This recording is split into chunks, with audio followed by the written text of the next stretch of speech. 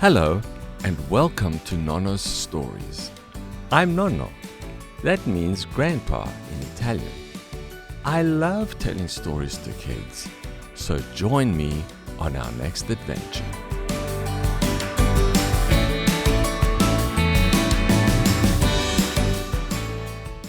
Pee-wee, said Ben Obley. What is that smell? It's absolutely ghastly, whatever it is, muttered Pinkerton. That is pretty bad. I haven't smelled anything like that before, said Glump. And you know that dogs can smell better than anyone else, so imagine poor Glump's nose. We better find out where it's coming from, said Ben Obley, so we can get rid of it. There's no way we can live with this all day. Just then, they heard that familiar strange sound. Eebly, eebly, eebly, eebly, eebly, eebly, eebly, eebly, eebly, eebly, eebly, eebly. It was the Eebleys telling Glump where the smell was coming from. They say it's under the porch, he said, under the back porch.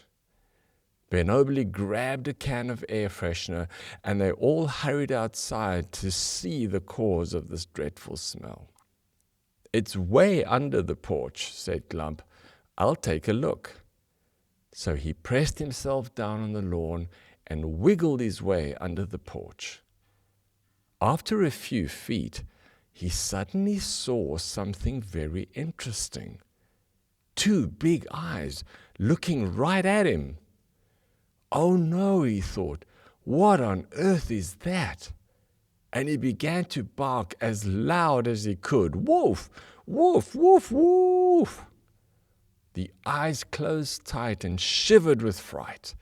And then when he stopped barking, they opened again slowly.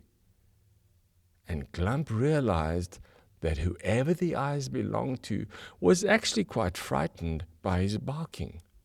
So he stopped and asked, "Who are you? And what are you? Come out from underneath the porch so we can get a good look at you." Have you guessed yet what Glump was seeing? As Glump backed himself out from under the porch, the eyes slowly followed him until they were both in the sunlight, and there it suddenly was. A skunk. "A skunk," said Pinkerton. "No wonder it's so smelly around here." "Hey, skunk," said Ben Obley, "what are you doing under our porch? And you don't need to be afraid. We're all friends here." The skunk had never seen a dog or a parrot before, so it wasn't quite sure what to do. "What's your name?" asked Glump. "Sandy. Sandy is my name." "Well, what are you doing here?" said Pinkerton with an impatient voice. "Why did you choose our home to stink up?" I didn't," said Sandy. "I was just out in the yard looking for something to eat when something really frightening happened." "Frightening? Like what?" asked Ben Obley. "I was sniffing around when suddenly a shadow passed over me and I froze, because I know what that means.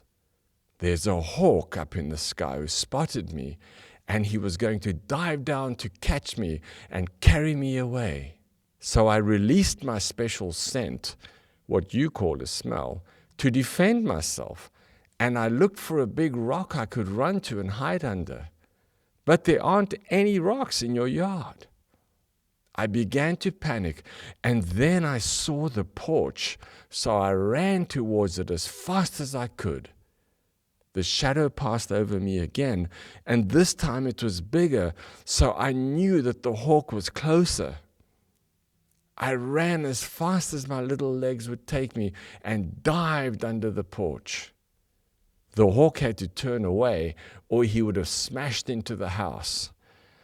So I was safe, but I did get a really big fright. Unfortunately, I had sprayed my scent all over your yard and onto a part of the porch, which is why it smells so strong, and now I even smell too." "Well, that isn't a big problem," said Ben Obley. "We can just wash the porch. But how long will you smell for?" "That's the problem," said Sandy. "Probably at least a couple of days."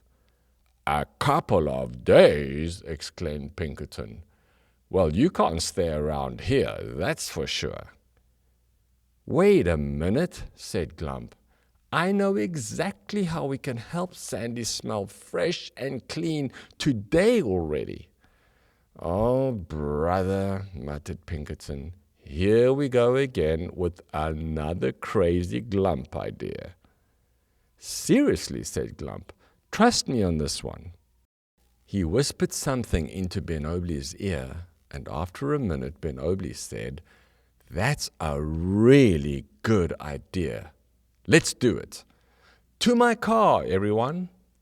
"Huh? The car?" said Pinkerton. "Yes, Pinky, the car," laughed Glump. So they all piled into the car, except for Sandy, that is. "Sorry, Sandy," said Glump, "but you know why you can't be in the car with us, right? You'll have to sit on the roof." "Yes, I understand," she said. "I don't mind being on the roof. It'll be quite fun, actually." The friends hopped in the car, and Sandy climbed onto the roof, and off they drove. Where do you think they were going? After a few minutes, they drove into a car wash. "A car wash? What on earth are we doing at a car wash?" asked Pinkerton. "It's the easiest and quickest way for Sandy to get cleaned up," laughed Glump. "And she won't get any of the smell in the car or on us. And I also want to have a wash, so I'm going to do it with her, because that's what we do, remember? We help each other." So Glump leapt up onto the roof of the car and sat down a few feet away from Sandy. After all, he couldn't risk getting too close. As the car entered the wash cycle, Glump and Sandy were drenched with water, and then soap, and more water, and more soap. Glump began laughing as the water tickled him all over, and the soap made huge bubbles all around them. "I love this," cried Sandy. "What fun! This is the best bath I've ever had."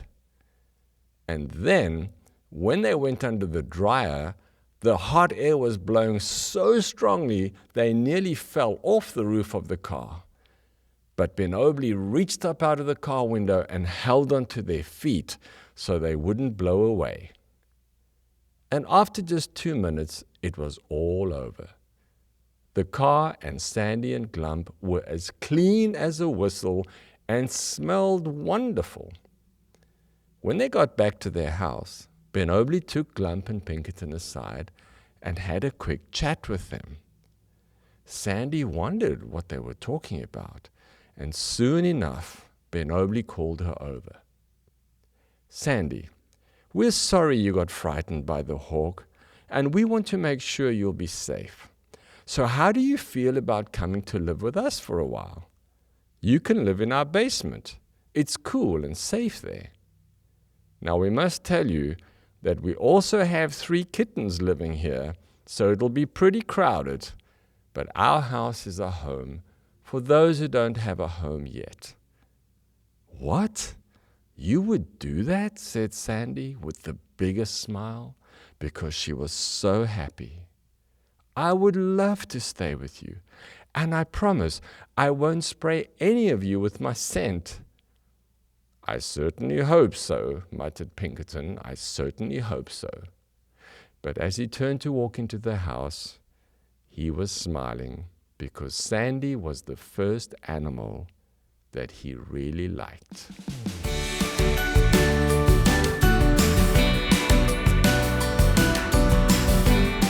Thank you for listening.